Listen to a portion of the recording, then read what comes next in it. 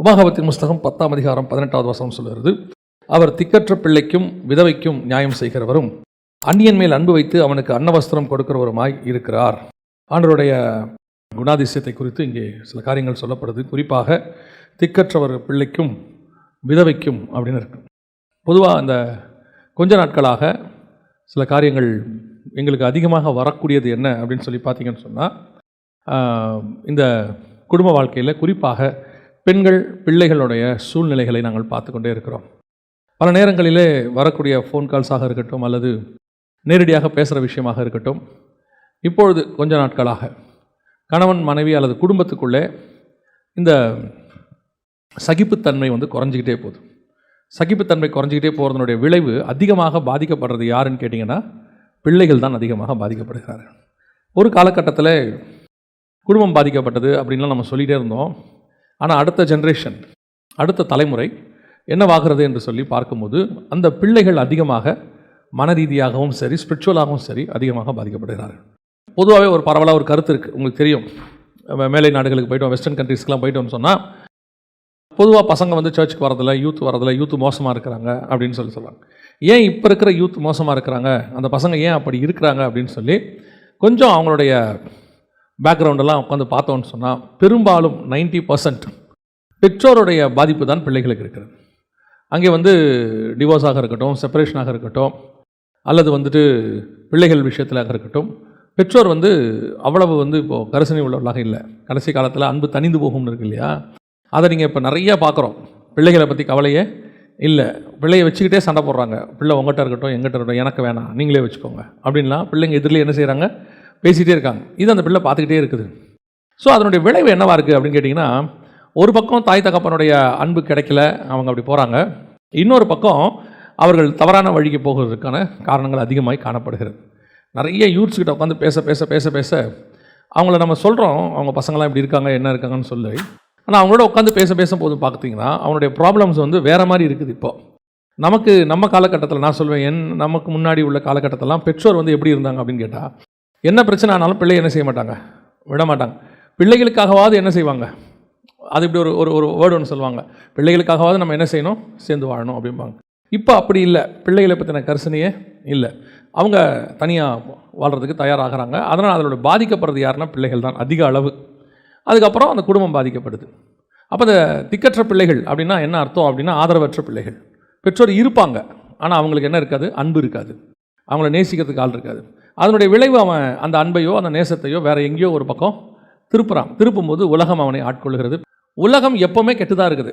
எல்லா காலத்திலும் உலகம் எப்படி இருக்குது, கெட்டுதான் இருக்குது. எப்போ பழம் சாப்பிட்டாங்களோ ரெண்டு பேரும், அப்போதுலேருந்து பூமி எப்படி தான் இருக்குது, மோசமாக தான் இருக்குது. எல்லா காலத்துலேயும் மோசமாக தான் இருக்குது. முதல் மரணமே கொலை தான், ஃபஸ்ட்டு மரணமே கொலை தான். அப்படி இருக்கும்போது நம்ம உலகத்தின் மேலே பழி போட்டு பிரயோஜனம் இல்லை. நோவா காலத்தில் பூமி சீர்கேட்டதாக இருந்தது, கொடுமையினால் நிறைந்திருந்தது. அப்போ அந்த காலத்துலேயும் ஒரு மனுஷனால் நீதிமானாய் வாழ முடிஞ்சிச்சு. இப்போ நம்ம சர்க்கம்ஸ்டன்ஸ் மேலே பழி போட முடியாது. ஸ்கூலில் தான் என் பிள்ளை கெட்டு போகுது, டியூஷனுக்கு போகிற இடத்துல தான் கெட்டு போகுது, வேலைக்கு போகிற இடத்துல தான் கெட்டு போகுது அப்படின்னு. எந்த இடத்திலும் கெடாமல் இருக்க முடியும், எந்த இடத்திலும் பிள்ளையால் பத்திரமாக இருக்க முடியும். நான் ரொம்ப ஆச்சரியமாக பார்க்குற ஒரு விஷயம் என்னென்னா, சோதோம் குமாராவுக்குள்ளேயே 2 பெண் பிள்ளைகளை ரொம்ப பத்திரமாக லோத்துவின் மனைவி பாதுகாத்துட்டாங்க. லோத்துவின் மனைவி சோதோம் குமாராக்குள்ளேயே 2 பெண் பிள்ளைகளை பத்திரமாக பாதுகாத்துட்டாங்க. யோசிச்சு பாருங்கள், சோதோம் குமாரா 100% அழிகிற இடத்துக்கு வந்துருச்சு. ஆனால் அந்த 2 பெண் பிள்ளைகள் மட்டும் ஒழுக்கமாக இருந்துச்சு. ஆனால் எப்போ ஒரு தாயும் தகப்பனும் பிரிஞ்சுட்டாங்க, தனியாகிட்டாங்களோ, அந்த 2 பெண் பிள்ளைகளும் கெட்டு போச்சு. இதுதான் நம்ம கற்றுக்க வேண்டிய ஒரு பாடம்.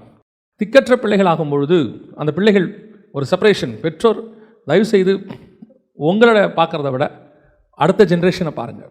அடுத்த ஜென்ரேஷனை பற்றி கொஞ்சம் கவலைப்படுங்க. நாம் எடுக்கிற முடிவு அவங்கள எப்படி பாதிக்கும்னு பாருங்கள்.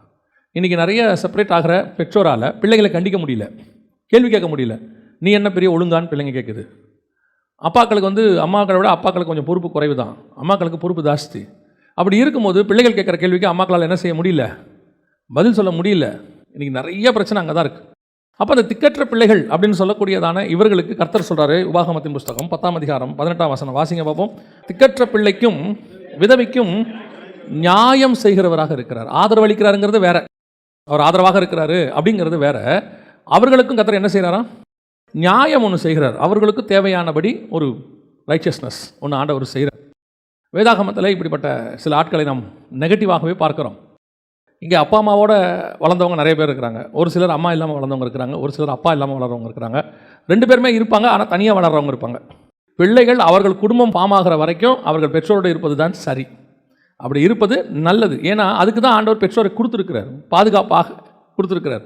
அந்த பாதுகாப்பு இல்லாமல் என் பிள்ளைகள் வளரும் அப்படின்னா, என் பிள்ளைங்க ரொம்ப நல்ல பிள்ளைங்க, அதெல்லாம் ஒன்றும் செய்யாது, அதெல்லாம் தைரியம் இருக்கலாம். அது உங்களுடைய தைரியத்தை பொறுத்தது. ஃபார்முலா இது தான்.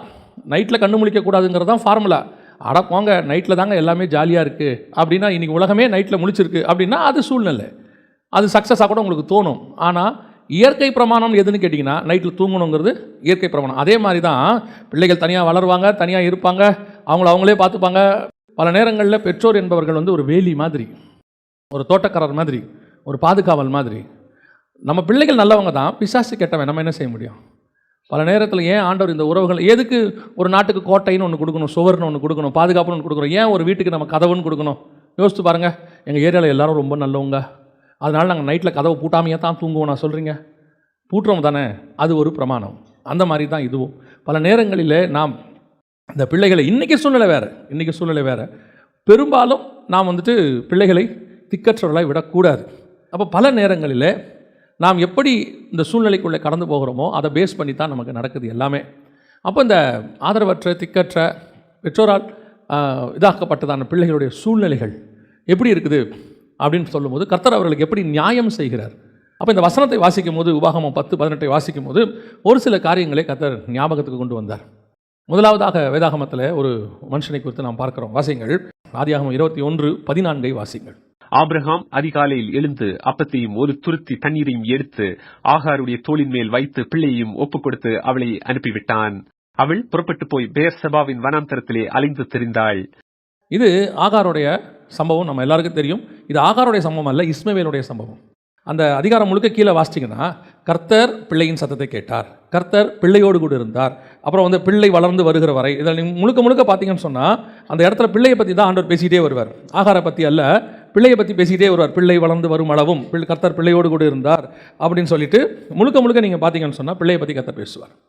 இந்த இஸ்மவேல், இப்போ நம்ம இந்த சம்பவத்தை வந்து நம்ம எப்போவுமே ஆபிரகாமுடைய பாயிண்ட் ஆஃப் வியூவில் தான் பார்க்குறோம்.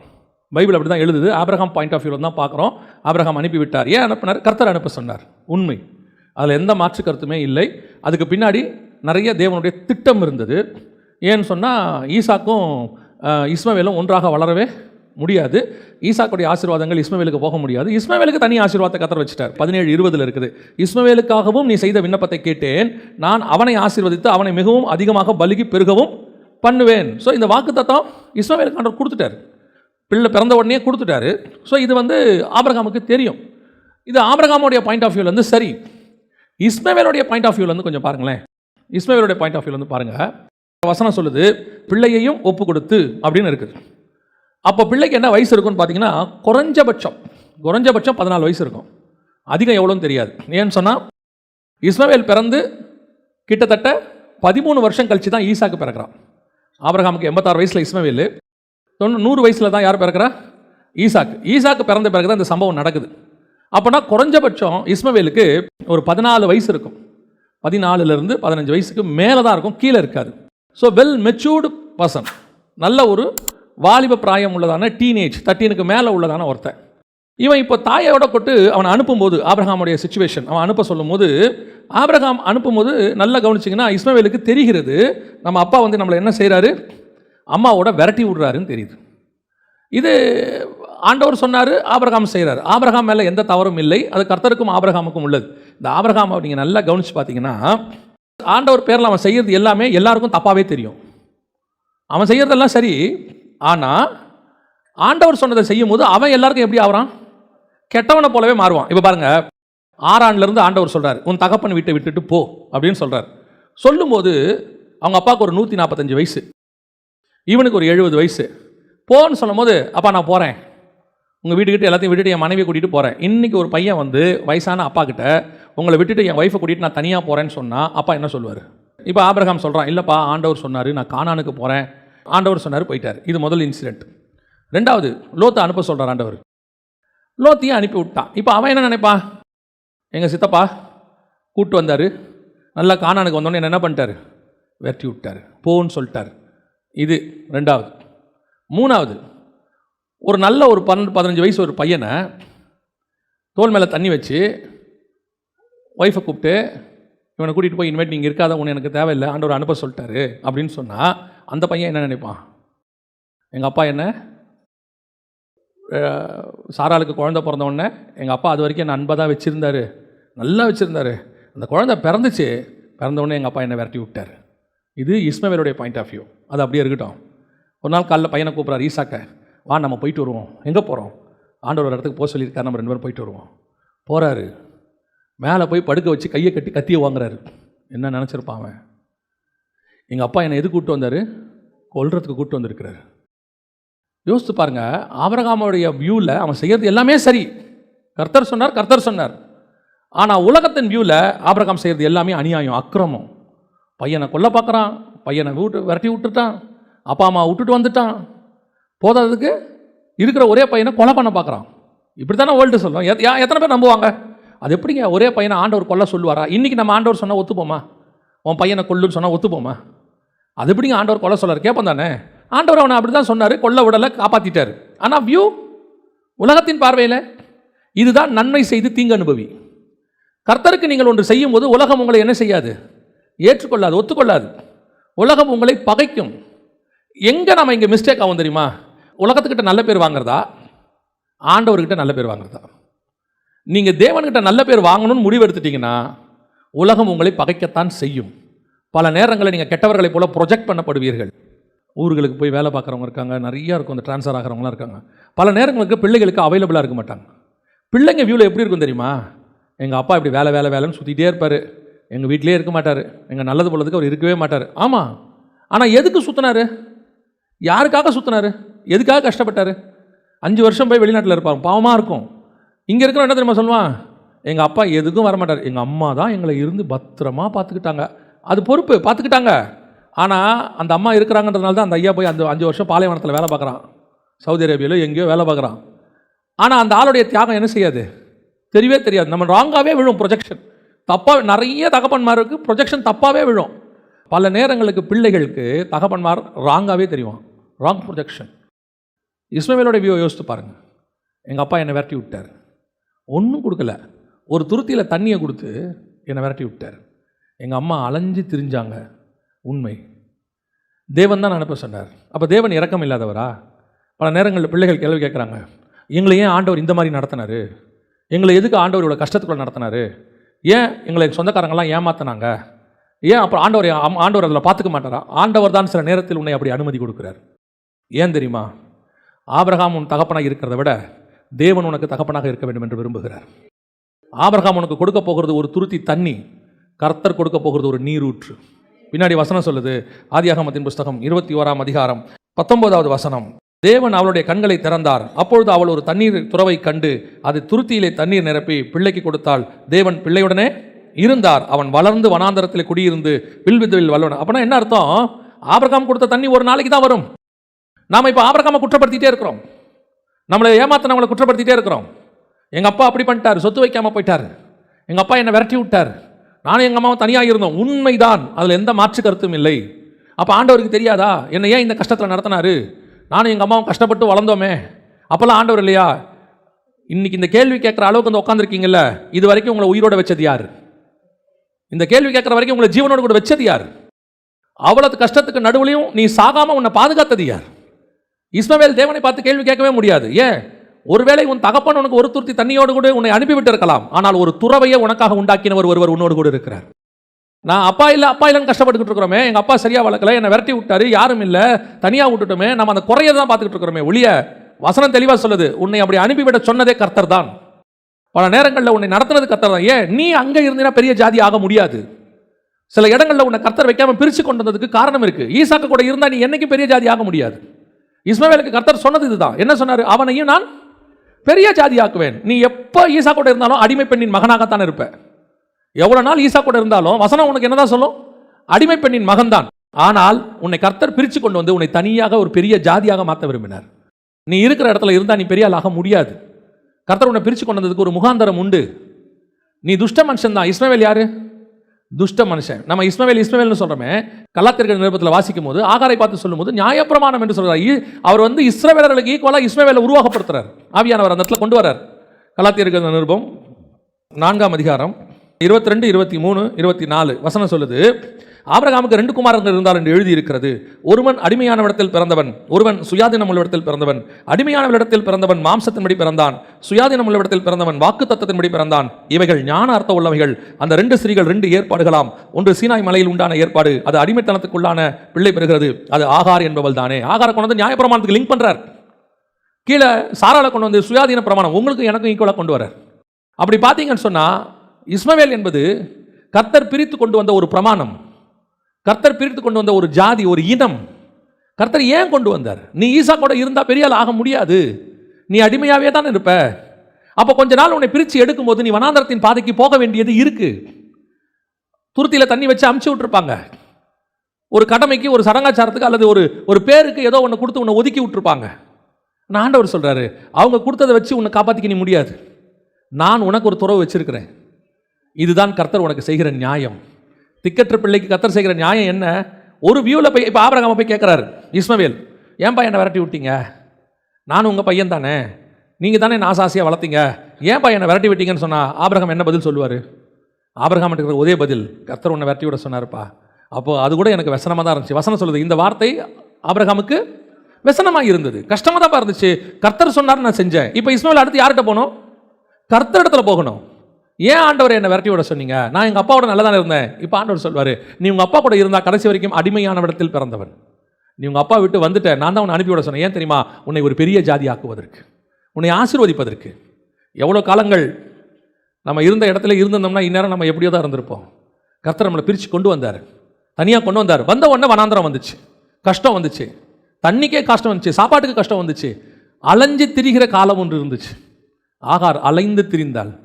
சிலருடைய வாழ்க்கையில் நான் பார்த்துருக்கிறேன், அந்த பிள்ளையை வளர்க்குறதுக்கு அந்த அம்மா படுற கஷ்டம், கணவனால் விரட்ட விடப்பட்டவங்க, கைவிடப்பட்டவங்க, அல்லது தாய் இல்லாதவங்க, தகப்பன் இல்லாதவங்க, அந்த பிள்ளையை வளர்க்கப்படுற கஷ்டம், இல்லை அந்த பிள்ளைப்படுற கஷ்டம் எவ்வளவா இருக்குது. சாதாரணமான விஷயமே கிடையாது. ஆனால் இது அத்தனையிலையும் உன் தேவனாகிய கர்த்தர் உன் கூடவே தான் இருந்துகிட்டே இருந்தார். ஆகார் சொல்லிட்டாங்க, என் பிள்ளை சாகிறதை நான் பார்க்க மாட்டேன், என்னால் முடியாது, அவ்வளோதான், ஓவர். ஆண்டவர் சொல்கிறார், இப்போ கூட நான் பிள்ளையின் சத்தத்தை கேட்டேன் தான் சொல்கிறார். ஆகாரின் சத்தத்தை அவர் கேட்கல, பிள்ளையின் சத்தத்தை கேட்டார். அவர் சொல்கிறார், அந்த பிள்ளையை நான் ஆசீர்வதிப்பேன்னு சொல்லியிருக்கிறேன், அந்த பிள்ளை சாகாது. நீங்கள் சொல்கிறீங்களே, இந்த பிள்ளை மட்டும் இல்லாமல் இருந்தால் இந்நேரம் வாழ்க்கை எப்படியோ போயிருக்கோம். ஆமாம், அதான் உண்மை. உங்கள் வாழ்க்கை வேறு எப்படியோ எங்கெங்கேயோ போயிருக்கோம். இன்றைக்கி ஒரு குடும்பமாக நம்மளை ஆசீர்வாதமாக கர்த்தர் வச்சிருப்பதுக்கு காரணமே கர்த்தர் அந்த கொடுத்த பிள்ளை தான். எத்தனையோ பேர் பிள்ளைக்காக தங்கள் வாழ்க்கையை மாற்றி அமைச்சவங்க இருக்கிறாங்க. ஆனால் சில நேரங்களில் நம்மளை விரட்டி விடப்பட்டு, கைவிடப்பட்டு, யாரும் இல்லாமல் அலைஞ்சு திரிஞ்சு என்ன செய்ய போகிறோன்னு தெரியாமல், எங்கே போவோன்னு தெரியாமல், அவன் பார்த்தான், இஸ்மவேல் பார்த்தான், 15 வயசு பையன் அவங்க அம்மா படுற கஷ்டத்தை பார்க்குறான். அவனும் எடுத்த உடனே வில் வித்தைக்காரனா டே 1 ஆகி பெரிய ஆளாலாம் மாறல. தேவன் பிள்ளையோட இருந்தார். அவன் வளர்ந்து வனாந்தரத்தில் குடியிருந்து வில் வித்தையில் வல்லவனானான். அவன் பாரான் வனாந்தரத்தில் குடியிருக்கையில் அவனுடைய தாய் எகிப்து தேசத்திலாகிய ஒரு பெண்ணை அவனுக்கு விவாகம் பண்ணிவித்தாள். சொல்கிறதுக்கு ஈஸியாக இருக்குது. கல்யாண வயசு வரைக்கும் அவனை வளர்க்கணுமே, சாப்பாடு பண்ணணுமே, 3 வேளை சாப்பாடு பண்ணணுமே, ட்ரெஸ் வாங்கி கொடுக்கணுமே, இதுக்கெல்லாம் ஆகார் என்ன பண்ணியிருப்பாங்க? ஏதோ ஒன்று எப்படியோ கர்த்தர் கூட இருந்து தாங்கி நடத்தினார். நாம் நிற்பதும் நிர்மூலமாகாமல் இருப்பதும் கர்த்தருடைய கிருபை. இப்பவும் சொல்லுவேன், நம்ம ஆகாராகவே இருக்கலாம். இதில் பிரச்சனைக்கு இவ்வளோ பிரச்சனைக்காலம் ஆகார் தான். ஆகாராகவே இருக்கலாம். நாச்சியார் அற்பமாக நினச்சிருக்கலாம், நாம் ஏதோ என்றைக்கோ ஒரு நாள் தப்பு பண்ணியிருக்கலாம். ஏன் இஸ்மவேல் கூட காரணமாக இருக்கும். அவன் கூட இவனை கிண்டல் பண்ணான், கேலி பண்ணான்னு இருக்கு. ஈசாக்க இருக்கட்டும், நாம் பண்ண தப்பு தான், ஒரு நாள் பண்ணோம், தப்பின் நிமித்தமாக தான் இந்த சூழ்நிலையே வந்திருக்கோம். நம்பக்கூடாதவங்களை நம்பி வாழக்கூடாத வாழ்ந்து பெற்றோரை விட்டுட்டு என் வாழ்க்கையை நானே அமைச்சிக்கிறேன்னு நடுத்தரில் நிற்கிற கேஸ் எத்தனையோ இருக்குது. ஏதோ தப்பு பண்ணியாச்சு. அந்த தப்பையே எல்லாரும் சொல்லி காட்டுவாங்க. அப்பா அம்மா கிட்ட போனால் சொல்லுவாங்க, என் பேச்சை கேட்டியா, நீ உன் இஷ்டத்துக்கு தானே முடிவெடுத்த, கஷ்டப்படு, நாங்கள் ஒன்றும் செய்ய முடியாதும்பாங்க. சில நேரத்தில் அப்பா அம்மா என்ன சொல்லிடுவாங்க, 3 தங்கச்சி இருக்குது, 4 தங்கச்சி இருக்குது, எல்லாரையும் கல்யாணம் பண்ணணும், உன்னெல்லாம் இப்படி கொண்டாந்து வச்சுட்டு இருக்க முடியாது அப்படின்றவாங்க. அலைஞ்சு திரிகிற வாழ்க்கை தான். ஆனால் ஒன்று மட்டும் நிச்சயம், அழைத்து கொண்டு வந்தவர் உண்மை உள்ளவர். நம்ம ஆண்டவர்கிட்ட இருக்க ஒரு பெரிய ஸ்பெஷாலிட்டி என்ன தெரியுமா? எந்த இடத்துல எவ்வளோ பெரிய தப்பு செஞ்சிருந்து எங்கே நீங்கள் மனம் திரும்பினாலும் அந்த இடத்துலேருந்து நம்மை காப்பாற்றுவதற்கு அவர் வல்லமை உள்ளவராக இருக்கிறார். ஒரு இடத்துல எல்லாரும் விட்டுருவாங்க, இதுக்கு மேலே ஒன்றும் பண்ண முடியாது, அவ்வளோதான், சான்ஸே இல்லை அப்படின்னு சொல்லிடுவாங்க. ஆனால் அந்த இடத்துலேருந்து கொண்டு வந்து காப்பாற்றுறதுக்கு கர்த்தர் வல்லமை உள்ளவர். அது எந்த சூழ்நிலையாக இருக்கட்டும். இப்போது ஆண்டவர் தான் வாக்கு கொடுக்குறார். திக்கற்றவர்களுக்கு அவர் என்ன கொடுக்குறார்? நியாயம் செய்கிறவராக இருக்கிறார். அவன் வியூ இஸ்மவேல் வியூ, அது ஆபிரகாம் வியூ. அவன் செஞ்சதில் அவன் பக்கம் நியாயம் இருக்குது. நம்ம யாரையும் குற்றப்படுத்த வேண்டாம். நம்மளை அனுப்பி விட்டாங்க, விரட்டி விட்டாங்க, நாம் இப்படி இருந்தோம், பரவாயில்ல, இருந்துட்டு போட்டோம். அது ஒரு சூழ்நிலை, அது ஒரு காலகட்டம். ஒரு நாள் வரும், என் தேவன் என்னை உயர்த்துகிற காலகட்டம் ஒன்று வரும், என்னை ஆசீர்வதிக்கிற காலம் ஒன்று வரும். வளர்ப்பதற்கு வழி இல்லை, ஆள் இல்லை, யாரும் இல்லை, அண்ணாத மாதிரி இருக்கிறோன்னு நினச்சாலும் இதுவரைக்கும் நடத்தின தேவன் இன்னமும் நடத்த வல்லமை உள்ளவராய் இருக்கிறார். பிள்ளையை முடிவு பரியந்தம் நடத்துவார். திக்கற்றவர்களுக்கு அவர் என்ன செய்கிறார்? நியாயம் செய்கிறார். ரெண்டாவது இன்னொருத்தர் இருக்கிறான். எபிரேயருக்கு 12ஆம் அதிகாரம் 17வது வசனம் வாசி. பிற்பாடு அவன் ஆசீர்வாதத்தை சுதந்தரித்துக் கொள்ள விரும்பியும் ஆகாதவன் என்று தள்ளப்பட்டதை அறிவீர்கள். அவன் கண்ணீர் விட்டு கவலையோடு தேடியும் மனமாறுதலை காணாமல் போனான். யாரை பற்றி சொல்லப்பட்டிருக்கு? ஏசாவை பற்றி சொல்லப்பட்டிருக்கு. இந்த ஏசாவுடைய வாழ்க்கையை எடுத்து பாருங்க. இப்போ நம்ம எல்லாருமே யாக்கோபுடைய வியூலேருந்து தானே பார்த்துட்டு இருக்கிறோம். யாக்கோபுடைய வியூலேருந்து பார்க்குறோம். ஏசாவுடைய வியூலேருந்து பாருங்க. தான் தம்பிக்கிட்ட வந்து ஒரு நாள் சாப்பாடு கேட்குறான், உயிர் போகிற நேரத்தில். அந்த நேரத்தில் அவன் என்ன பண்ணுறான் தெரியுமா? கொடுக்குறேன், சேஷ்டபுத்திர பாகத்தை கொடுத்தினா தரேன்றான். ஏசா சொல்கிறான், சாவ போகிறேன், சேஷ்டபுத்திர பாகத்தை வச்சு நான் என்ன செய்ய அப்படின்னு கேட்குறான். அவன் பண்ண தப்பு, அதில் மாற்று கருத்துமே இல்லை. ஏன்னா சேஷ்டபுத்திர பாகம் சாவர வரைக்கும் வரும், செத்தாலும் வரும். செத்துட்டானா ஏசாவுடைய பசங்களுக்கு தான் அது வரும். அவன் என்ன பண்ணிட்டான்? அவன் செஞ்சது தப்பு, அதில் எந்த மாற்றுக்கு திருப்பியும் சொல்கிறேன், ஏசா செஞ்சது தப்பு. ஆனால் அவன் கண்ணீர் விட்டு அழுதான்னு இருக்குது. திருப்பி இன்னொரு இடத்துல எபிரேயர் 12 இருக்குது. தான் செஞ்சதுக்கு அவன் என்ன செய்கிறான்? வருத்தப்படுறான். ஐயோ, நான் தப்பு பண்ணிட்டேன், அந்த சேஷ்டபுத்திர பாகத்தை நான் விட்டுட்டேன். இன்றைக்கும் அவனை மாதிரி தான் நம்ம எத்தனை இடத்துல விட்டுட்டு வந்து ஆண்டவர்கிட்ட அழுகுறோம். சேஷ்டபுத்திர பாகம் போச்சு, எங்கள் அப்பா கிட்டேருந்து ஒரு ஆசீர்வாதமாவது கிடைக்குமே எனக்கு, அதை வாங்கலான்னு நினச்சிக்கிட்டு இருந்தா இவன் உள்ளே புந்து அதை வாங்கி போயிட்டான். நீங்கள் ஏசா வியூவில் பண்ணிட்டு பாருங்கள். பின்னாடி அதுக்கு பின்னாடி இருக்கிற ஸ்பிரிச்சுவாலிட்டி வேறு, கன்ஃபார்மாக வேறு. யாக்கோபு வாங்கினதுக்கு ஒரு காரணம் இருக்குது. ரெபேக்கா யாக்கோபை போய் வாங்க சொன்னதுக்கு ஒரு காரணம் இருக்குது. ஏன்னு சொன்னால் வயிற்றில் பிள்ளை மோதி கொண்ட போதே ரெபேக்கா கிட்ட ஆண்டவர் சொல்லிட்டார், மூத்தவன் இளையவனை சேவிப்பான்னு சொல்லிட்டார். ஒரு வேளை ரெபேக்கா செய்யாவிட்டாலும் கர்த்தர் அந்த வேலையை செஞ்சிருப்பார். நான் எப்படி நம்புறேன் தெரியுமா? ஏன் ஈசாக்க குருடாக்குனாரு? பர்பஸ், கர்த்தரோட திட்டம். கண்ணு மட்டும் நல்லா இருந்துச்சு, கதை முடிஞ்சு. இவர் கன்ஃபார்மாக யாரை தான் ஆசீர்வதிச்சிருப்பாரு? ஏசாவை தான். இப்போ ஏசாவோட வியூவில் பாருங்கள், சேஷ்டபுத்திர பக்கம் போச்சு. சரி, எங்கள் அப்பா வாயிலேருந்து எனக்கு என்ன வேணும்? ஒரு ஆசீர்வாதம் வேணும். இவனை ஏமாத்தினது யார் தெரியுமா? இதுதான் இருக்கிறதுலே டாப்பு, அம்மா.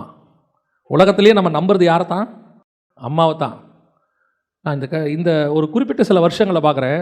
போன இஷ்யூவில் அம்மா தான் காப்பாத்துச்சு. அப்படிப்பட்ட அம்மாவும் இருக்குது. அங்கே அப்பா கெட்டவனா தெரியுறான், இங்கே ஏசாவுக்கு யார் கெட்டவனா தெரியுது? அம்மா கெட்டவங்களா தெரியுறாங்க. அம்மாவே இப்படி பண்ணிட்டாங்க, அம்மா இப்படி செய்யுமா? பொதுவாக நம்ம ஊரில் சொல்லுவாங்க, தாய்க்கு தலைமகன் தான் சொல்லுவாங்க. முதல் பிள்ளை தான் அம்மாவுக்கு ரொம்ப முக்கியம் அப்படிம்பாங்க. ஆனால் இங்கே ஏமாற்றப்பட்டது யாரால?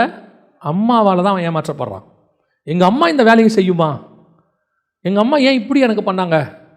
வசனம் சொல்லுது, இவனும் அவனை மாதிரியே இஸ்ரவேல் மாதிரியே அலைகிறான், தேடுறான். நம்ம தேடியும் காணாது இருந்தான். போச்சு, எல்லாம் போச்சு, அத்தனையும் போச்சு. இப்போ ஏசா வந்து நம்ம இந்த வியூவில் பார்க்குறோம்ல, ராங் வியூவில் பார்க்குறோம்ல, ஏசா மோசமானவன் எல்லாம் பார்க்குறோம்ல. ஆனால் எபிரேயர் நிருபம் ஏசாவை பற்றி என்ன சொல்லுது பாருங்களேன். வாசிங்க, எபிரேயர் நிருபம் 11ஆம் அதிகாரம் 20வது வசனத்தை வாசிங்க. விசுவாசத்தினாலே ஈசாக்கு வரும் காரியங்களை குறித்து யாக்கோபும் ஏசாவையுமா. அப்போ ஏசா ஆசீர்வாதத்துக்குள்ளே வந்துட்டான் பார்த்தீங்களா? விசுவாச வீரர்கள் பட்டியலில் ஆசீர்வதிக்கும் போது ஒருத்தரையே தான் சொல்லிக்கிட்டே வரும். ஆபிரகாமுக்கு அப்புறம் ஈசாக்கு வருவார், ஈசாக்கு அப்புறம் யாக்கோபு வருவார். இப்படி தானே வருது. யோசேப்பை பற்றி வரும்போது வருது இல்லை. ஆனால் ஒவ்வொருத்தர் ஆசீர்வாதத்தை பற்றி தான் வரும். ஆனால் இங்கே ஆசீர்வாதத்தை சொல்லும்போது ஈசாக்கு 2 பேர் ஆசீர்வதிச்சதையும் வருது. ஆனால் இவன் வந்து என்ன கேட்குறான்? ஏசா வந்து என்ன கேட்குறான் ஈசாக்கு கிட்ட? எனக்கு ஒன்று கூட நீங்கள் வைக்கலையான்னு கேட்குறான். அவன் சொல்கிற வார்த்தை என்ன? எனக்கு ஒன்று கூட வைக்கலையா? ஆதியாகமத்தின் புஸ்தகம் 27ஆம் அதிகாரம். ஏசா தன் தகப்பனை நோக்கி, என் தகப்பனே, இந்த ஒரே ஆசீர்வாதம் மாத்திரமா உம்மிடத்தில் உண்டு? என் தகப்பனே, என்னையும் ஆசீர்வதியும் என்று சொல்லி ஏசா சத்தமிட்டு அழுதான். இப்போ பாருங்க, அவன் போய் அப்பா கிட்ட கேட்குற விஷயம் என்ன? எல்லாரும் என்ன ஏமாத்திட்டாங்கப்பா, யாக்கோபும் ஏமாத்திட்டான், அம்மாவும் ஏமாத்திட்டாங்க, எல்லாம் ஏமாத்திட்டாங்க. ஏதாவது ஒன்றாவது இருக்குதான்னு கேட்குறான். ஏதாவது ஒன்று. எல்லாத்தையும் அவன்கிட்ட கொடுத்துட்டீங்க, பரவாயில்ல, இவ்வளோதான் இருக்குதா அவங்ககிட்ட? ஏதாவது அவனுடைய ஏக்கத்தை பாருங்க. தகப்பனால் ஆசீர்வதிக்கப்படணும்னு. ஏசா வேட்டைக்காரனாக இருந்தான், வனசஞ்சாரியாக இருந்தான், கொலை செய்ய தேடினான், இதெல்லாம் நமக்கு தெரியுது. சேஷ்டபுத்திர பாகத்தை அசட்டை பண்ணான், எல்லாம் உண்மைதான். ஆனால் அவனுக்கிட்ட இருக்கிற ஒரே ஒரு எண்ணம், நம்ம எவ்வளோ கெட்டவனாக இருந்தாலும் ஒரு எண்ணம் இருக்குது, எங்கள் அப்பா என்னை ஆசீர்வதிக்கணும், எங்கள் அப்பா என்னை ஆசீர்வதிக்கணும். அந்த ஆசீர்வாதத்தில் அவன் கேட்கும்போது கேட்குறான், ஒன்றாவது எனக்கு இருக்காப்பா, ஒரு ஆசீர்வாதத்தை எனக்கு கொடுத்துருக்கலையா, எல்லாத்தையும் யாக்கோபுட்ட கொடுத்துட்டியா? சில நேரங்களில் இந்த பெற்றோர் ஒரு சிலர் பண்ணுறது ஆச்சரியமாக இருக்குது. ஒரு பிள்ளையை வஞ்சித்து இன்னொரு பிள்ளையை ஆசீர்வச்சிடுறாங்க. ஏசாவோட வியூவில் பார்த்தீங்கன்னா அவங்க அம்மா பண்ணது தப்பு. ஏசா வியூவில் அவன் ஸ்பிரிச்சுவலுக்கு வந்துட்டான், இவன் ஸ்பிரிச்சுவலில் இல்லை. ஆனால் வசனம் எபிரேயரில் சொல்லுது, ஈசாக்கு யாக்கோபையும் ஏசாவையும் ஆசீர்வதித்தான். அப்போ ஏசாவுக்கு என்ன ஆசீர்வாதம்? அந்த 40வது வசனம் வாசிங்க, 27:40. உன் பட்டயத்தினாலே நீ பிழைத்து உன் சகோதரனை சேவிப்பாய். நீ மேற்கொள்ளும் காலம் வரும்போதோ உன் கழுத்தில் இருக்கிற அவனுடைய நுகத்தடியை முறித்து போடுவாய் என்றான். மேற்கொள்ளும் காலம் எது? ஏசாவுடைய வாழ்க்கையில் நீங்கள் நல்லா கவனிச்சு பாருங்க. ஏசா ஏதோமியர்னு அர்த்தம். ஏசாவுடைய சந்ததியாருக்கு பேர் என்ன? ஏதோமியர்னு இருக்குது. எங்கே இருக்குன்னு கேட்டிங்கன்னா 25ஆம் அதிகாரத்தில் அவன் சிவப்பான கூழை கேட்டதுனால அவனுக்கு ஏதோம் அப்படின்னு ஒரு பேர். இந்த ஏதோமியர் தான் பின்னாட்களில் அரபியர்கள். இப்போ இருக்கிற அரபியன்ஸ் இருக்காங்க இல்லையா, அவங்களுடைய பூர்வீகம் தான் ஏதோமியர்கள். இப்போ நீங்கள் பார்த்தீங்கன்னா அவங்க அரபியர்களாக இருக்கிறாங்க. வசனம் என்ன சொல்லுது? மேற்கொள்ளும் காலம் வரும்போதோ நுகத்தடியை நீ முறித்து. நுகத்தடினா அடிமைத்தனம்.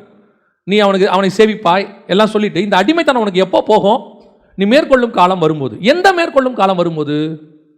இயேசு கிறிஸ்து புறஜாதியாரை விடுதலையாக்கி, இயேசு கிறிஸ்துவின் மூலமாக புறஜாதியாராக நீங்களும் நானும் பிள்ளைகளாகும்படிக்கு அதிகாரம் கொடுத்தார்ல.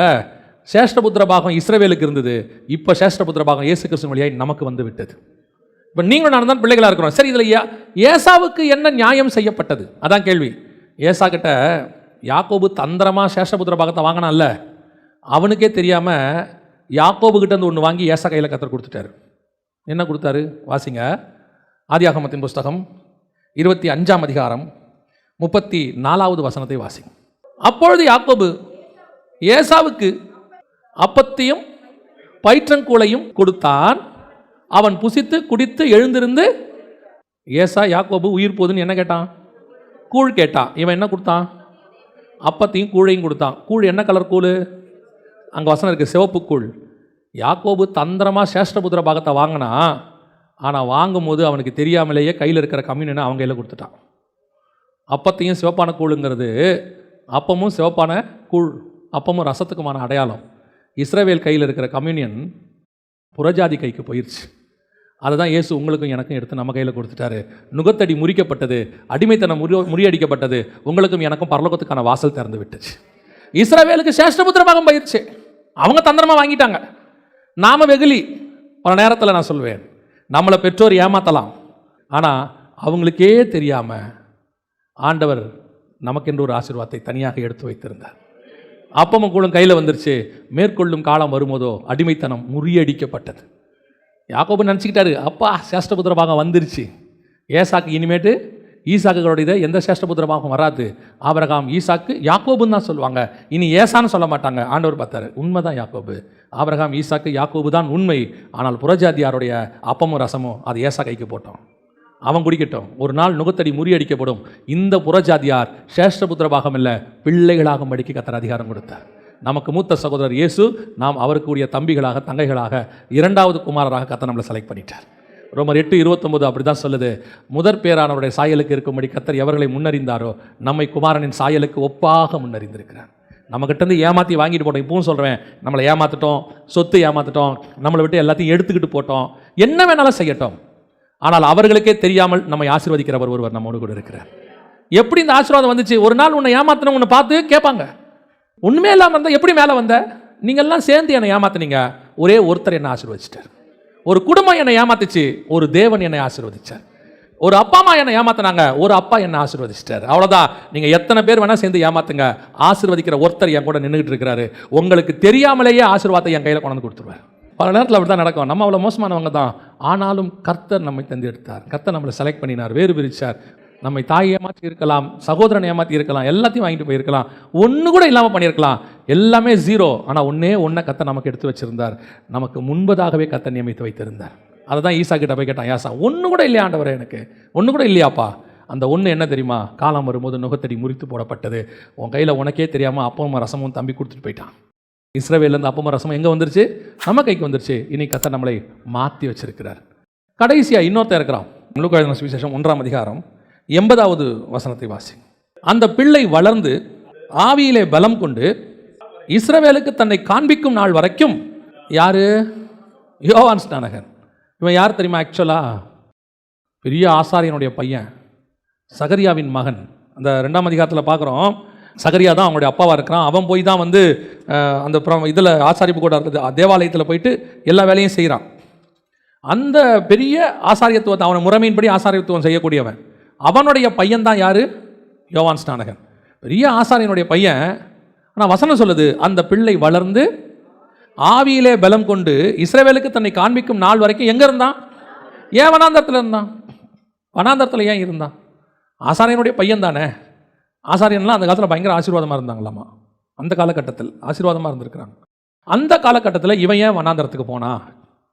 இவனும் ஒரு வயசான தாய்க்கு பிறந்தவன் தான். வயசான காலத்தில் அம்மா எலிசபெத்துக்கு பிறந்தவன் தான். வயசான காலத்தில் பிறந்தவன். ஒரு ஆசாரியனுக்கு வயசான காலத்தில் பிறந்தவன். ஆனால் இவன் வாழ்க்கை ஆசாரித்துவம் இவன் கையிலேருந்து வாங்கப்பட்டு விட்டது. இப்போ ஆசாரித்துவத்தில் அவன் இல்லை. இப்போ இயேசு வரும்போது நியாயமாக இவன் தான் ஆசாரியனாக இருந்திருக்கணும் இல்லையா? அவங்க அப்பாக்கு அப்புறம் இவன் தானே இருக்கணும். அடுத்தடுத்து ஆசாரித்துவம் வரும். அப்போ அவங்க அப்பாக்கு அப்புறம் அடுத்த ஆசாரித்துவம் யார்கிட்ட வரணும்? யோவான் ஸ்நானகன்கிட்ட வரணும். ஆனால் இல்லை, இவன் எங்கே இருக்கிறான்? வனாந்தரத்தில் இருக்கிறான். நல்ல சாப்பாடு கிடையாது, நல்ல ட்ரெஸ்ஸு கிடையாது. ஒட்டகமயிர் ஆடையை தரித்திருந்தான், வெட்டுக்கிளியும் காட்டு தென்னும் அவனுக்கு ஆகாரமாக இருந்தது. வீட்டில் நல்லா சூப்பராக சாப்பிட வேண்டிய ஆள், நல்ல ஆசாரியனுக்கு கொடுக்க வேண்டிய தசமாம் காணிக்கையெல்லாம் யாருக்கு வந்திருக்கணும்? யோவான் ஸ்நானகனுக்கு வந்திருக்கணும். அவங்க அப்பா கிடைக்க வேண்டியது எல்லாம் இவனுக்கு தான் வந்திருக்கணும். ஏன்? என்ன நடந்துச்சு? என்ன ஆச்சு? சூழ்நிலைப்படி அவன் வனாந்தரத்துக்கு போயிட்டான். அவனுடைய ஆசாரித்துவம் பிடுங்கப்பட்டு விட்டது. அவங்ககிட்ட ஆசாரித்துவம் இல்லை. அவன் வனாந்தரத்தில், வனாந்தரம்னா உங்களுக்கு தெரியும்னு நினைக்கிறேன், கஷ்டத்தில் இருக்கான். மார்க் எழுதின சுவிசேஷம் 1ஆம் அதிகாரம் 13வது வசனம் சொல்லுது, வனாந்தரத்தில் மிருகங்கள் தான் இருக்குமா. இவன் பிள்ளை தன்னை காட்டுகிற வரைக்கும் வனாந்தரத்தில் தான். இயேசுவாது 40 நாள் இருந்தார். மத்திய எழுதின சுவிசேஷம் 11ஆம் அதிகாரம் 11வது வசனம் வாசிங்க பார்ப்போம். ஸ்திரீகளிடத்தில் பிறந்தவர்களில் யோவான் ஸ்நானகனை பார்க்கிலும் பெரியவன் ஒருவனும் இல்லை. அப்படின்னா என்ன அர்த்தம்? ஸ்திரீகளிடத்தில் பிறந்தவர்கள் அப்படின்னா ஆதாமுக்கு அப்புறம் உள்ள எல்லாமே, ஏவாளுடைய பசங்கள்ல இருந்து இயேசு கிறிஸ்து வரைக்கும் பிறந்தவர்களில் யோவான் ஸ்நானகனை போல பெரியவன் ஒருவனும் இல்லை. இதுதான் கர்த்தர் அவனுக்கு கொடுத்திருக்கிற கனம். யாரை பார்க்க வனாந்தரத்துக்கு போனீர்கள்? யோவான் ஸ்நானகனை பற்றி ஆண்டவர் பார்க்கிறார். அவன் யார் தெரியுமா?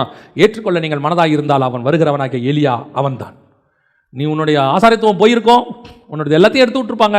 உன் சூழ்நிலை வனாந்தரத்துக்குள்ள நல்ல சாப்பாடு இல்லை, நல்ல ட்ரெஸ் இல்லை, ஏதோ ஒன்று வாழ்க்கையை ஓட்டணும். ஆனால் எனக்கு வச்சிருக்கிற அழைப்பு மேலானது, எனக்கு கொடுக்கப்பட்டிருக்கிற பொறுப்பு மேலானது. இந்த பூமியை காப்பாற்றுறதுக்கு ஒருத்தர் வருவார், அவருக்கு வழியை ஆயத்தம் என்ற பொறுப்பு என் கையில் ஆண்டவர் கொடுத்துட்டு போயிருக்கிறார். அந்த பொறுப்பை நான் செய்யணும். செய்கிற எனக்கு ஒருவேளை சொஃபிஸ்டிகேட்டட் லைஃப் அமையாமல் இருக்கும், நான் நினைக்கிற வாழ்க்கை எனக்கு அமையாமல் இருக்கும். ஏன்? நல்ல சாப்பாடு கிடைக்காம இருக்கும், போட்டுக்க வேண்டிய ட்ரெஸ்ஸு நல்ல ட்ரெஸ்ஸு கிடைக்காம இருக்கும். நானே இதுவே சகரியா கூட இருந்திருந்து நான் பாட்டுன்னு இருந்திருந்தா, இந்த பிரச்சனை இல்லாமல் இருந்திருந்தா, நான் பார்க்குற வேலையே பார்த்துக்கிட்டு இருந்தா, எனக்கு கிடைச்ச அந்த ஆசீர்வாதத்தில் நான் இருந்திருப்பேன்னா, நல்ல ட்ரெஸ்ஸு நல்ல சாப்பாடு, எல்லாரும் மாதிரி நானும் ஆசாரியர்கள் மாதிரி நல்ல ட்ரெஸ்ஸை போட்டுக்கிட்டு. ஆனால் எனக்கு கொடுக்கப்பட்ட பொறுப்பு என்னை எங்கே கொண்டு போய் நிற்க வச்சிருக்குது? வனாந்தரத்தில் நிற்க வச்சிருக்கு. திக்கற்ற பிள்ளையை போல் நிற்க வச்சிருக்கு. அப்பா கிடையாது, அம்மா கிடையாது, எந்த சப்போர்ட்டும் கிடையாது, நல்ல சாப்பாடு கிடையாது, நல்ல ட்ரெஸ்ஸு கிடையாது. அப்புறம் ஏன் ஆண்டவரை என்னை கொண்டு வந்து வனாந்தரத்தில் வச்சிங்க? ஏன் என்ன கூட்டிகிட்டு வந்தீங்க? ஒரு நாள் ஆண்டவர் சொல்வார், உன்னுடைய டெடிகேஷன், உன் தியாகம், நீ பட்ட கஷ்டம், கிறிஸ்துவுக்காக பட்ட கஷ்டம், அவர் வருகைக்கு ஆயத்தம் பண்ணுறதுக்கு நீ பட்ட கஷ்டம், ஆண்டவர் சொல்வார், உன்னை போல ஸ்திரீகளிடத்தில் பிறந்தவன் ஒருவனும் இல்லை. உனக்கு ஈக்குவலாக பூமியில் ஒருத்தம் கூட இல்லைன்னு பாரு ஆண்டவர். அந்த பேரை வாங்கிட்டு தான் பூமியை விட்டு வெளியே போகணும். நீங்கள் எடுத்துக்கொள்ளுங்க, இன்றைக்கி பைபிளில் இருக்கிற ஒருத்தரையும் எடுங்க, அவங்களுக்கு ஈக்குவலாக இன்னொரு ஆள் யார்? ஒரு தானியேல் தான், ஒரு யோவான் தான், ஒரு மோசே தான், ஒரு ஆரோன் தான், ஒரே ஒரு ஆள் தான். யோசுவாவாக இருக்கட்டும், யார் வேணா இருக்கட்டும், அதே மாதிரி தான் நம்மளையும் கர்த்தர் அப்படி தான் வச்சிருக்கிறார். அந்த ஒரு ஆள் யூனிக்காக அழைப்பு பெற்று நீ கர்த்தருக்கு முன்பாக நிற்க வேண்டியவனா இருக்கணும்னா கொஞ்ச நாள் நீ வனாந்தரத்தின் பாதையில் போக வேண்டியதான் இருக்கும். சொஃபிஸ்டிகேட்டட் லைஃப் கிடைக்காது, கொஞ்சம் கஷ்டப்பட வேண்டி இருக்கும். சிலர் சொல்லுவாங்க, இல்லை அப்படி இருக்கணும் இப்படி இருக்கணும் ஜாலியாக இருக்கணும், இருங்க, ஒன்றும் பிரச்சனை இல்லை, அது மற்ற ஆசாரியர். ஆனால் யோவான் திக்கற்றவனாக, அனாதையாக, யாரும் இல்லாமல் காட்டு மிருகங்களுக்கு நடுவே சஞ்சரி. அது அதை விட கொடுமை தெரியுமா? ஏன் இவ்வளோ கஷ்டத்துக்கு நடுவில் போனோம்? ஏன் இப்படி போனோம்? எல்லாரும் மாதிரி என்னால் வாழ முடியாதா? ஏன் என்ன ஆண்டவர் அப்படி நடத்துறாரு? சில நேரத்தில் கொஸ்டின் வரும். யோவான் ஸ்நானகனுக்கே எப்படி இருக்கும்? எங்கள் அப்பா பார்த்த தேவாலயத்தில் எத்தனை பேர் வேலை பார்த்துக்கிட்டு இருக்கிறான், நல்லா தசமபாகத்தை வாங்கி சாப்பிட்றானுங்க, பலிப்பொருள் எல்லாம் வீட்டுக்கு எடுத்துகிட்டு போகிறானுங்க, என்ன கௌரவம், என்ன மரியாதை, அத்தனை பேர் எப்படி இருக்கான்? ஏன் நான் மட்டும் வனாந்தரத்தில் எப்படி இருக்கணும்? எத்தனை நாள் தேவனை கொஸ்டின் பண்ணியிருக்கிறோம்? நம்ம ஏன் கேட்டிருக்கோம்ல எத்தனை நாள்? எனக்கு மட்டும் ஏன் இந்த மினிஸ்ட்ரி, எனக்கு மட்டும் ஏன் இந்த வாழ்க்கை, எனக்கு மட்டும் ஏன் இந்த பிரச்சனை? இதே மாதிரி ஏன் கூட படித்தவன்லாம் நல்லா இருக்கிறானே, என் கூட பிறந்தவங்களாம் நல்லா இருக்கிறாங்களே, என் கூட மினிஸ்ட்ரிக்கு வந்தவங்களாம் நல்லா இருக்கிறானே, ஏன் எனக்கு மட்டும் இது? ஆண்டவர் சொல்றாரு, அவன் எல்லாம் 10-11, நீ தான் ஸ்திரீகளிடத்தில் பிறந்தவடிலே பெரியவன். அவங்கள தேடி ஜனங்க ஒரு நாள் போன காலம் இருக்கு. உன்னை தேடி வனாந்தரத்துக்கு ஜனங்கள் வருகிற காலம் ஒன்று உண்டு. The days will come, you must wait. அதுக்கு தான் கர்த்தர் உன்னை வனாந்தரத்தில் நடத்துறார். நீ வனாந்தரத்தில் போகும்போது, பிரச்சனைக்கு போகும்போது, கஷ்டத்தில் போகும்போது ஒன்று மட்டும் தெரிஞ்சுக்கணும், என்னை கர்த்தர் நடத்துவதற்கு ஒரு முகாந்தரம் உண்டு. கர்த்தர் எனக்கு நியாயம் செய்யாமல் போகவே மாட்டார். திக்கற்ற பிள்ளைகளுக்கு நியாயம் செய்கிறவர் ஒருவர் இருக்கிறார். அல்லேலூயா. நம்ம ஜெபம் பண்ண போகிறோம். கண்களை மூடுவோமா? இங்கே உன்னை பார்க்கும்போது யாருக்கும் உன் கஷ்டம் தெரியாது. நீ பார்க்கறதுக்கு ரொம்ப கௌரவமாக நின்றுட்டு இருக்கிற. ஆனால் உன் வாழ்க்கையில் நீ கடந்து வந்த பாதை உனக்கு மட்டும்தான் தெரியும். தகப்பன் இல்லாமல் உன் தாய் உன்னை வளர்க்கப்பட்ட கஷ்டம், தாய் தகப்பன் இல்லாமல் நீ பட்ட கஷ்டம், தாய் தகப்பன் இருந்தும் நீ பட்ட அவமானம், நீ ஆதரவற்றவனா, அனாதையா, திக்கற்றவனா, வனாந்திரத்தில் அலைந்து தெரிஞ்ச காலம், பிளாட்ஃபார்மில் படுத்திருந்த காலம், ஏன் நல்ல வீட்டுக்குள்ள வசதியான உள்ளுக்குள்ள உன் வாழ்க்கை வனாந்திரம், கண்ணீர், அடி, உத, இது எல்லாத்தையும் கர்த்தர் பார்த்துட்டு தான் இருக்கிறார். இது எல்லாருக்கும் நியமிக்கப்பட்ட பாதை கிடையாது. ஸ்திரீகளிடத்தில் பிறந்தவர்களில் பெரியவன் ஒருவனும் இல்லை. யார் முன்குறிக்கப்படுறானோ அவனுக்கான பாதை அது, அவனுக்கான பாதை. நீ எவ்வளவு தாழ்த்தப்பட்டாயோ, எவ்வளவு கேவலப்படுத்தப்பட்டாயோ, எவ்வளவு அடிக்கப்பட்டாயோ, எவ்வளவு நொறுக்கப்பட்டாயோ, நீ அவ்வளவும் உயர்த்தப்படுவாய், அவ்வளவு நீ சந்தோஷத்தை காண்பாய். நீ பட்ட பாடுகளுக்கான ஆசீர்வாதத்தை கர்த்தர் கொடுக்காமல் பார்க்கவே மாட்டார். ஏன்னா திக்கற்ற பிள்ளைகளுக்கும் விதவைகளுக்கும் அவர் நீதி நியாயம் செய்கிறவர். நீ போகிற பாதையை மாற்றி அமைக்காம கர்த்தர் விடவே மாட்டார். ஒருவேளை நீ நினைச்சிட்டே இருக்கலாம், எத்தனை வருஷம், 10 வருஷமா, கல்யாணம் ஆன நாள்ல இருந்தா, என்னைக்கு இது மாறும்? ஆண்டவர் சொல்றார், ஏசாவுக்கு மாறுறதுக்கு 2000 வருஷம் ஆச்சு, அவன் சந்ததிக்கு மாறுறதுக்கு 2000 வருஷம் ஆச்சு. உனக்கு அத்தனை அவ்வளோ தூரம் போகாது. சீக்கிரத்தில் கர்த்தர் மாற்றி அமைப்பார், மாற்றி அமைப்பார். நீ கண்ணீர் விட்டு, ஐயோ நான் பண்ண தப்புனால தான் இப்படி இருக்கேன். உண்மை, நம்ம எங்கேயோ ஒரு இடத்துல தப்பு பண்ணிட்டோம், தெரியாமல் பண்ணிட்டோம், வாலிப பிராயத்தில் பண்ணிட்டோம், மாம்ச இச்சையில் பண்ணிட்டோம், அல்லது ஏதோ ஒரு வேகத்தில் பண்ணிட்டோம். அதனால் நம்ம துரத்தப்பட்டோம், வேதனை அனுபவிக்கிறோம். கர்த்தர் உன் பாவத்தை பார்க்கல, உன்னை மட்டும்தான் இப்போ பார்த்துக்கிட்டு இருக்கிறேன். உன்னை மாற்றி அமைக்க அவர் செய்வார். இங்கே யாரும் தப்பு பண்ணாதவங்க யாருமே கிடையாது. பண்ண தப்புக்கு நடுவில் உன்னை காப்பாற்ற தான் கர்த்தர் விரும்புகிறார். மனசை விட்டுறாத, வாழ்க்கையை விட்டுறாத, முடிவு எடுக்காத, சூசைடுக்கு நேரம் முடிவு எடுக்கவே எடுக்காத. உனக்கு இன்னொரு வாழ்க்கை, பயங்கரமான ஆசீர்வாதமான வாழ்க்கையை கர்த்தர் வச்சிருக்கிறார். எல்லார் கண்ணுக்கு முன்னாடி உன்னை செழிப்பாக்கி கர்த்தர் உட்கார வைப்பார். உன் தலை எங்கே தாழ்ந்ததோ அங்கேயே உயர பண்ணுவார். எந்த கைகள் உன்னை அடித்ததோ அந்த கையை உன்னை அரவணைக்கிறபடி கர்த்தர் செய்வார். நான் பண்ணது தப்புன்னு சொல்ல வைப்பார். உன் தேவனால் கர்த்தரால் கூடாத காரியம் ஒன்றும் இல்லை. அவர் நியாயம் செய்கிறவர். உன் துக்க நாட்கள் முடிந்து போகும், உன் துக்க நாட்கள் முடிந்து போகும். நீ ஆண்டவர்கிட்ட ஒப்பு கொடுத்து ஜெபம் பண்ணு. ஆண்டவரே, நான் ஒரு காலத்தில் என் தகப்பனால் ஏமாற்றப்பட்டேன், என் தாயாரால் ஏமாற்றப்பட்டேன், என் சகோதரர்களால் ஏமாற்றப்பட்டேன். ஒருவேளை அவங்க என்னை ஏமாத்துறதுக்கு நான் கூட காரணமாக இருந்திருக்கும். ஏன் தப்பு கூட ஆகிற மாதிரி நான் பண்ண தப்பு கூட நான் இன்னைக்கு அலைஞ்சு திரியறதுக்கு காரணமாக இருந்திருக்கும். ஆனால் ஆண்டவர் சொல்றார், உன் தப்பை நான் மன்னிச்சு உனக்கு ஒரு நீரூற்றை நான் உண்டாக்குவேன். நீ வளர்ந்து ஆசீர்வாதமாக இருப்பதற்கான ஒரு வாழ்க்கையை நான் ஏற்படுத்தி கொடுப்பேன். நீ ஒரு நாள் சேஷ்டபுத்திர பக்கத்தை அசட்டை பண்ணினாய், அதனால நீ அலைஞ்சு திரிஞ்ச உண்மைதான். ஆனால் உன் நுகத்தடியை முறித்து போடுகிற தேவன் ஒருவர் இருக்கிறார், நியாயம் செய்கிறவர் ஒருவர் இருக்கிறார். உன் கையை விட்டு போனது சேஷ்டபுத்திர பாகமாக இருக்கலாம், ஆனால் உன் கைக்கு வந்தது அப்பமும் ரசமும், சகல ஆசீர்வாதத்தினுடைய திறவுகோல் அது. வானத்தையும் பூமியும் உண்டாக்கிற தேவனிடத்திலிருந்து அது வந்திருக்கிறது. உன்னை ஒரு நாளும் அவர் கைவிடவே மாட்டார். நீ ஒரு ரோட்டில் நடந்து போகும்போது, சில வீடுகளை பார்க்கும்போது, இந்த வீட்டில் நான் வாடகைக்கு கூட இருக்க முடியாதுன்னு நீ நினச்ச காலம் இருக்கு. இது உள்ள இருக்கிற தாப்பால கூட என்னால் வாங்க முடியாதுன்னு நினச்ச காலம் இருக்கு. இதில் ஒரு செங்கல் கூட என்னால் வாங்க முடியாதுன்னு நினச்ச காலம் இருக்கு. ஆண்டவர் சொல்றார், நான் உன் தகப்பனா இருக்கிறேன், நீ பயப்படாத. உன்னை அரண்மனைக்குள்ளே உட்கார வைக்கிற தேவன் ஒருவர் இருக்கிறார். அந்த தேவன் சர்வ வல்லமை உள்ள தேவன். நம்ம ஜெபம் பண்ண போகிறோம், ஆண்டவர்கிட்ட ஒப்பு கொடுக்க போகிறோம். ஆண்டவரே, இதில் என்னுடைய தப்புகள் நிறைய இருக்குப்பா. நான் தேர்ந்தெடுத்த லைஃப் தான் இது, எனக்கு நானே செலக்ட் பண்ணிக்கிட்டது தான். எல்லாரும் சொல்கிறாங்க என் தலையில் மண்ணை வாரி போட்டுக்கிட்டேன்னு சொல்கிறாங்க, உண்மைதான். ஆனால் என் வாழ்க்கையை மாற்ற உங்களால் முடியும்பான்னு ஒப்புக்கொடு. ஆண்டவரே, நான் பண்ண தப்பை சரி பண்ண உங்களால் முடியும்பான்னு ஒப்புக்கொடு. அந்த தேவன் சர்வ வல்லமை உள்ள தேவன். ஒப்பு கொடுப்போமா தேவ சமூகத்தில்? கர்த்தர் இன்னைக்கு உன்னை ஆசீர்வதிக்க விரும்புகிறார், உன் பாடுகளை மாற்றி அமைக்க விரும்புகிறார். உன் திக்கற்ற உனக்கு தாயும் தகப்பனுமாய் தேவன் மாறப்போகிறார். இன்னிலிருந்து உனக்காக அவர் பறிஞ்சு பேசுவார். நீ நினைச்சல்ல, எங்கள் அப்பான்னு ஒருத்தர் என் கூட இருந்தாருன்னா பேசியிருப்பார்ல, எங்க அம்மா இருந்திருந்தாங்கன்னா எனக்கு பேசியிருப்பாங்கல்ல நீ நினைக்கிறல்ல. ஆண்டவர் சொல்றாரு, நான் பேசுறேன் உனக்கு தாய் தகப்பனமாக இருக்கு. உனக்காக நான் வழக்காடுறேன். உன்னை நான் கை விடவே மாட்டேன். நீ என் சாயலாய் படைக்கப்பட்டவள், நீ என் சாயலாய் படைக்கப்பட்டவன். உனக்குள்ள இருக்கிற ஆத்மா என்னுடையது. அதை எப்படி நான் விட்டு கொடுப்பேன்? உன் தேவனாகிய கர்த்தர் உன் பட்சத்தில் இருக்கிறார். உனக்கு எதிராய் நிற்பவன் யார்? தைரியத்தோட போ, கர்த்தர் உன் பட்சத்தில் இருக்கிறார். நாம் ஜெபம் பண்ண போகிறோம். கர்த்தர் கூட இடைப்பட்டு இருப்பார்னா உன் கரங்களை ஆண்டவருக்கு நேராக உயர்த்தி உன் இருதயத்தை அவருக்கு நேராக ஊற்றி சொல்ல, ஆண்டவரே உண்மை தவிர எங்களுக்கு வேறு யாரும் இல்லை. ஆண்டவரே திக்கற்ற பிள்ளைகளுக்கு நீங்கள் தான் இருக்கிறீங்க. எல்லாரும் எங்களை ஒரு நாள் கைவிட்டுட்டாங்க ஆண்டவரே. நம்பினவங்களாம் கைவிட்டுட்டு போயிட்டாங்க ஆண்டவரே. நம்பினவங்களாம் எங்களை கைவிட்டுட்டு போயிட்டாங்க. அநேகர் ஏமாற்றப்பட்டு திருப்பி ஐயோ இவங்களாவது எனக்கு ஆதரவாக இருப்பாங்கன்னு கடைசியாக நம்பினவங்க கூட உன்னை கைவிட்டுட்டாங்க. நீங்கள் தான்ப்பா எனக்கு பலன், நீங்கள் தான் எனக்கு ஆதரவு. சர்வ வல்லமை உள்ள எங்கள் ஆண்டவரே, இந்த அருமையான நேரத்தில் உங்களுடைய கிருபை உள்ள கரத்தில் எங்களை தாழ்த்தி ஒப்பு கொடுக்கிறோம். நாங்கள் திக்கற்றவர்களும் ஆதரவற்றவர்களும் மனுஷரால் கைவிடப்பட்டவர்களும் பரிதபிக்கப்பட்டவர்களுமாக இருக்கிறோம் ஆண்டவரே. இந்த பிள்ளையை வளர்க்க நான் என்ன செய்வேன்னு போராடுகிற எத்தனையோ தாய் ஆண்டவரே, இந்த நரகத்திலிருந்து நான் எப்படி தப்பிப்பேன்னு வாழ்க்கையில் நினைச்சு நொந்து கொண்டிருக்கிற எத்தனையோ வாலிப பிள்ளைகள் ஆண்டவரே, ஒரு தடவை தெரியாமல் பண்ண தப்புக்காக எத்தனை வருஷம் தண்டனை ஆண்டவரே. நீங்க நினைச்ச ஒரு நாளில் மாற்றி அமைக்க முடியும் ஆண்டவரே. உமால் ஆதரவு அளிக்க முடியும்.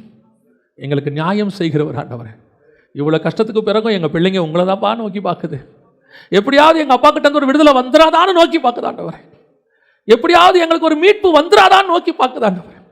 எங்கள் பிள்ளைங்க வேற எந்த முடிவையும் எடுக்காம எங்கள் அப்பா கிட்ட இருந்து ஒரு ஆதரவு வரும், எங்கள் அப்பா எங்களுக்கு ஒரு விடுதலையை கொடுப்பார்னு உண்மை நோக்கி தான் ஆண்டவரை நாங்கள் பார்த்துக்கிட்டு இருக்கிறோம். இது சீக்கிரத்தில் விடுதலை கொடுக்க போகிற தயவுக்காய் ஸ்தோத்திரம். கிருபை உள்ள கரத்தில் எங்களை தாழ்த்துகிறோம். எங்களுக்கு விடுதலை தருகிறவர் நீர் ஒருவர் மாத்திரம். எங்கள் ஆண்டவர் இயேசுவின் நாமத்தில் ஒப்பு கொடுத்து ஜெபிக்கிறோம். ஆசீர்வாதத்தை பெற்றுக்கொள்கிறோம். எங்கள் ஜீவனுள்ள நல்ல பிதாவே.